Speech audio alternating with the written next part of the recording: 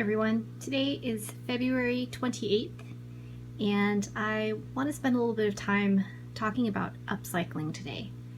As an AP environmental science teacher, it's very important to me that I teach my students about sustainability and using and reusing items that we tend to take for granted in our everyday lives as something that we can make again as a reusable item for maybe even a different purpose for its second life. So today we'll talk a little bit about various containers that you can use for your hydroponic projects and how you can go about modifying these containers so that they can suit your needs.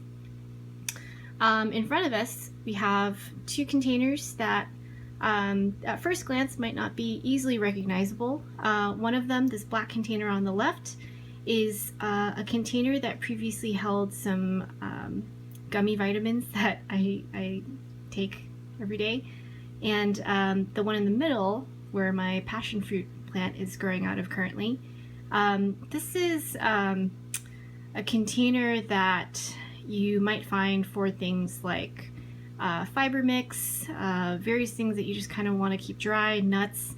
Very similar to that if you go to Costco, the Kirkland mixed nuts kind of containers look like this.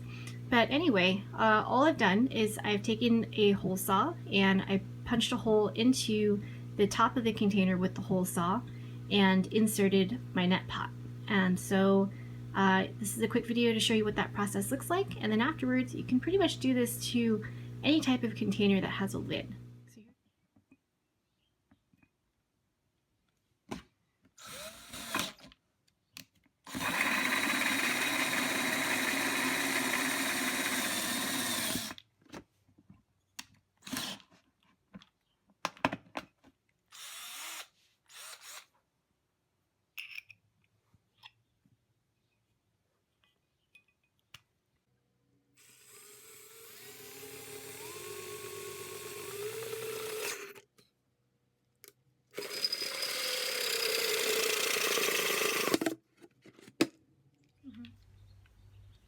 There's a guiding hole in the top.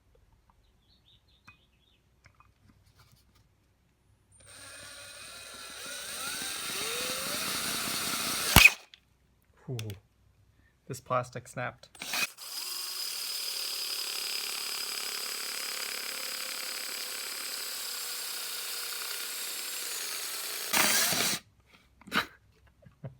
Oh, really? It unhooded it. So this is what the finished product looks like. In this container I am currently holding my passion fruit plant. This passion fruit plant is currently undergoing the process of being hardened off. Hardening off is something that you want to do with indoor plants that have been indoors their whole life, and hardening off basically involves allowing the plant to sit outside for short periods of time each day and slowly increasing the amount of time that it stays outdoor over the course of about 2 weeks. After 2 weeks, the plant will have fully acclimated to the higher levels of sun and wind that might be available outdoors, and then you can leave the plant out there until the next cold season, basically. You might also notice that this method does not require any types of solution pumps or air bubblers. There's enough space after the plant drinks up its nutrient solution that the roots will receive oxygen, and it's humid enough that they won't dry out either. So this is called the Kratky method, and I'll include a link to more literature on Kratky in the space below this video. But basically the idea is that in the lifetime of this plant I won't have to actually refill the nutrient solution until it's probably around here when it's really low, and then I'll just refill it up and to let it continue to go through this cycle of drinking and emptying. This is the vitamin container.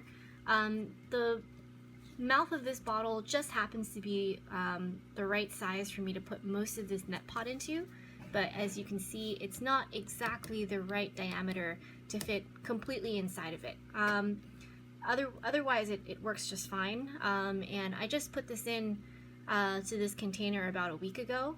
This is one of the sprouts that I started back in December with my students at school, and since then it has basically sat in a window at school, not really getting a whole lot of attention, and I finally decided to just take it home and put it in this container, and it's pretty incredible to see how much it's grown in just a week after sitting in this Kratky container.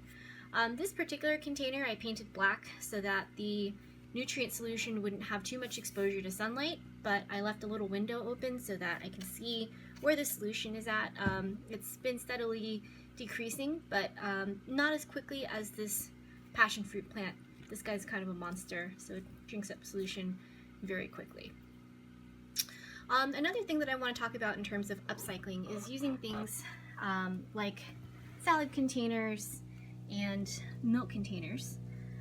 Down here, this is a box that previously held, what was it? Madeleines, so just little cookies, and I kept the lid.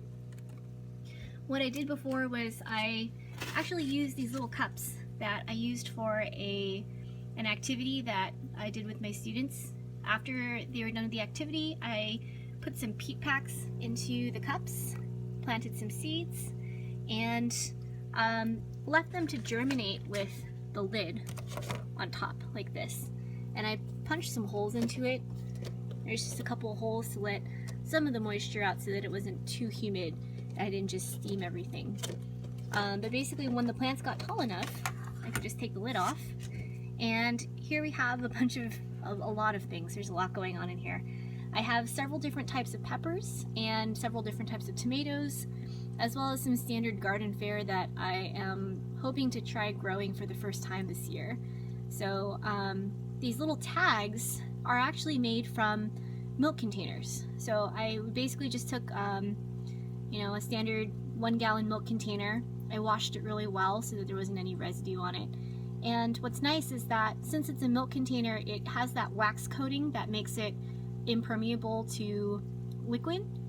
And I used a permanent marker to make my labels. So even if I do close the container again and it gets very humid, I know that the ink isn't going to run and the tag isn't going to deteriorate with moisture over time. So these have held up pretty well. Most of these seeds were started at the very beginning of February, and I'm noticing that peppers tend to have a pretty long germination time.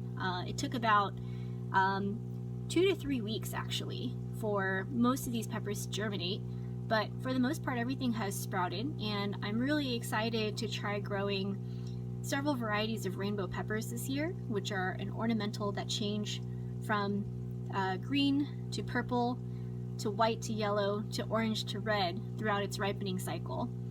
And thanks to a couple of different people on the Google Plus Pepper Lovers community for engaging in some trades with me so that I could get a lot of these different wonderful pepper varieties. So I'm really excited to see how these will turn out. Hopefully I don't kill them.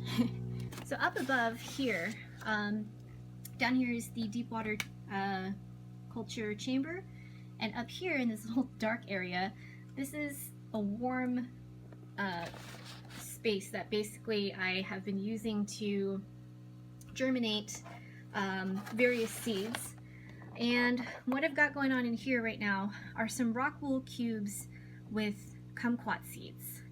Had kumquats a couple of weeks ago that we bought from the grocery store, and I saved some seeds, and I'm going to see if I can try to sprout a couple of them. So this is just a container that you can buy salad greens in, so I'm using that as my germination chamber. It's been in there for it's about a week now, and so far not a whole lot has happened yet, but I know with citrus fruits sometimes it can take a little while, so we'll just have to be patient. So finally, here's an update on what's been going on in my deep water culture system. The Thai dragon has been flowering profusely, but I haven't really figured out what has been causing my flowers to drop. I've tried everything from allowing a lot more air to circulate. The daytime and nighttime temperatures seem to be in an ideal range. I check the pH of my nutrient solution pretty much every day, and I've been adjusting as the plants tend to acidify the solution very quickly. I'm not really sure. So I think my next attempt is going to be to probably just remove some of the plants. It might just be too many plants in the tub at one time. This works really well, it seems, for basil and things that are mainly just vegetative growth that you don't need to flower or fruit. But since I do want this plant to eventually give me some peppers that I can cook with, I am going to transfer it over to a container of its own. That way it is only using up nutrients by itself. I suspect that some of these guys, which vegetatively grow a lot faster, might be using up a lot of the nutrients before this plant has even had a chance to utilize them. Finally, up here in the Arrow Garden, the penthouse suite of sorts, the Tie Dragons up here are pretty much in the same state as the one down below. They are vegetating very, very actively, but not a lot of fruiting action actually happening, so I have some alternative plans for them.